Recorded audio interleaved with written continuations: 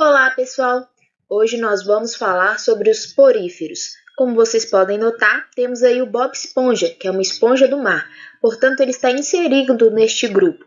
Nós vamos entender um pouquinho hoje sobre a classificação e as principais características dos poríferos. Bom, primeiro uma perguntinha. Os poríferos são animais ou são plantas? Para responder esta pergunta, nós precisamos entender algumas características das esponjas. Elas não possuem órgãos nem tecidos verdadeiros, as suas células apresentam um grau considerável de independência uma das outras, são sésseis, isto é, não se locomovem, e estão ausentes de sistema nervoso e órgãos sensitivos.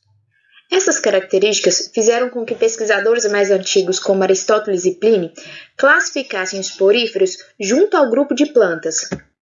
Mas isso mudou quando foi possível verificar a presença do fluxo interno de água, que era responsável por trazer alimento e oxigênio a esses poríferos e também era responsável por retirar os seus dejetos.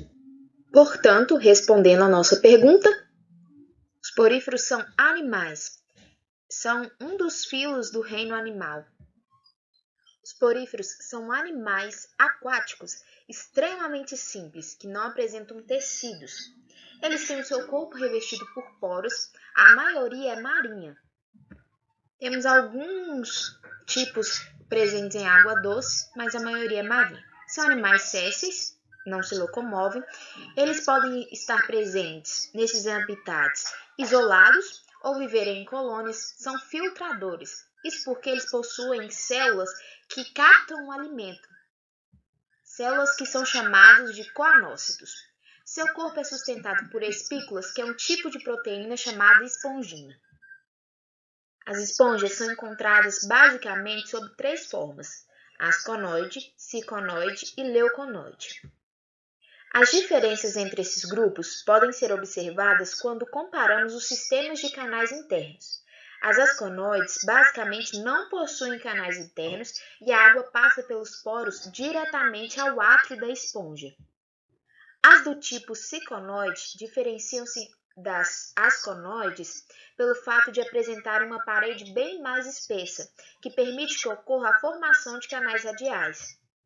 Já as esponjas leuconoides podem ser consideradas como as mais complexas, pois apresentam câmaras flageladas, que ampliam sensivelmente a superfície de contato com a água, o que possibilita um melhor aproveitamento dela. Devido à ramificação dos canais, o átrio dificilmente ocorre nessas esponjas. Vamos entender sobre a estrutura de um porífero. O corpo de um porífero é constituído por massas de células que ocupam uma matriz gelatinosa e esponjosa, que é enriquecida pela presença de espículas que podem ser constituídas de carbonato de cálcio, colágeno ou mesmo sílica. Eles também possuem estruturas especiais que é preciso destacar. Vamos começar pelas células. São 2 tipos de células especiais, que são os coanócitos e os amebócitos. Os coanócitos são um grupo especial de célula flagelada responsável pelo fluxo interno de água. Os amebócitos também são uma célula de movimento que fagocitam os alimentos, e alguns podem secretar espículas. Neste caso, são denominadas esclerócitos. Há presença também nos poríferos do átrio ou espongiocélio, que é normalmente o destino do fluxo direcionado de água. É nessa cavidade que gametas e material metabolizado são lançados para serem lançados no meio externo. As espículas, por sua vez, formada a partir dos esclerócitos, são uma estrutura rígida de natureza calcária que constitui o esqueleto das esponjas e serve também para elas como uma defesa. E, finalmente, o ósculo, que é a região de saída do fluxo de água do interior da esponja. Reprodução dos poríferos.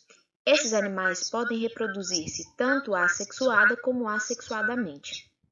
O processo de reprodução sexuada se dá pela participação de células sexuais masculinas e femininas, os gametas, sendo que a esponja adulta macho irá liberar os espermatozoides, que irão se deslocar até a esponja mãe fêmea, irão penetrar através dos poros e ali ocorrerá a fecundação. surgindo assim o zigoto. O zigoto irá ficar retido até que surja a formação de uma larva ciliar denominada parênquima ou anfiblástula, que irá ser liberada através do ósculo, para que possa se desenvolver e transformar-se em uma esponja adulta. A forma assexuada mais comum é o que se chama de brotamento, onde ocorre o crescimento de outra esponja que, com o passar do tempo e com o aumento, acaba por se destacar da esponja-mãe, vivendo assim totalmente independente dela. É também comum que partes arrancadas de uma esponja possam se fixar em alguma estrutura, vindo assim a formar outro indivíduo. Importância das esponjas. As esponjas servem de abrigo e desova para alguns pequenos animais aquáticos, também podem servir para sua alimentação. São responsáveis pela cobertura e camuflagem de pequenos peixes, também funcionam como bioindicadores. A sua presença ou não irá indicar a qualidade da água. Por fim, a importância econômica das esponjas. No corpo das esponjas existem substâncias tóxicas que funcionam como defesa contra predadores. Cientistas estudam e utilizam essas substâncias para produzir medicamentos. Um exemplo é o AZT, um medicamento usado no controle da HIV. Para produzirmos esse pequeno vídeo explicativo, utilizamos os livros Os Princípios Integrados de Zoologia e outros estudos em zoologia. Por hoje é só. Obrigado!